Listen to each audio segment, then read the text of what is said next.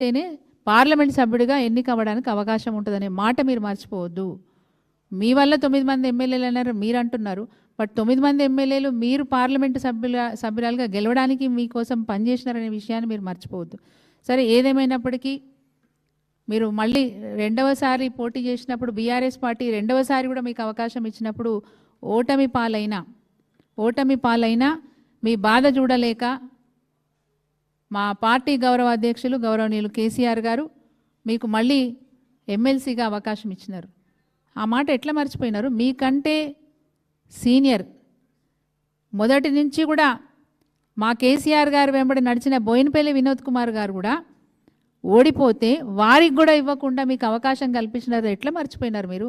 ఒక్కసారి కాదు 2 సార్లు కూడా మీకు ఎమ్మెల్సీగా అవకాశం ఇచ్చినారు. టీఆర్ఎస్ పార్టీని బీఆర్ఎస్ పార్టీగా మార్చడం సరైంది కాదనే మాట మాట్లాడినారు. టీఆర్ఎస్ పార్టీని బీఆర్ఎస్గా మాట్లాడడం మీకు ఇష్టం లేదనే మాట చెప్పినప్పుడు తెలంగాణ జాగృతిని భారత జాగృతిగా మీరెందుకు మార్చుకున్నారని అడుగుతున్నాను. నేను మార్చలేదని మీరు అన్నా, మా దగ్గర సాక్ష్యాధారాలు కూడా ఉన్నాయి, ఫోటోలు ఉన్నాయి, బాగా చెప్తాం. భారత జాగృతిగా మీరెందుకు మార్చుకున్నారని అడుగుతున్నాను.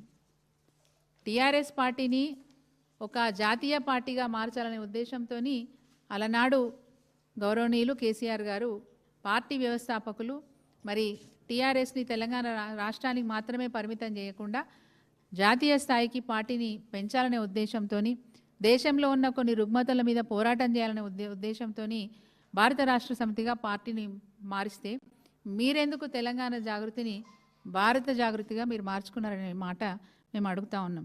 పార్టీలో ప్రజాస్వామ్యం లేదనే మాట మీరు చెప్పినారు. పార్టీలో ప్రజాస్వామ్యమే లేకపోతే 2 సార్లు మీకు ఎమ్మెల్సీ పదవి అవకాశమే వచ్చేది కాదు. పార్టీలో ప్రజాస్వామ్యం లేకపోతే మీరు అడిగిన వారికల్లా పదవులు వచ్చేవే కాదు.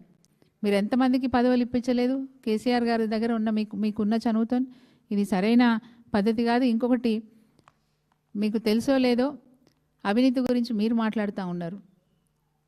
వాస్తవంగా తెలంగాణ రాష్ట్రం సిద్ధించింది అంటే డాక్టర్ బాబా సాహెబ్ అంబేద్కర్ గారి పుణ్యమే.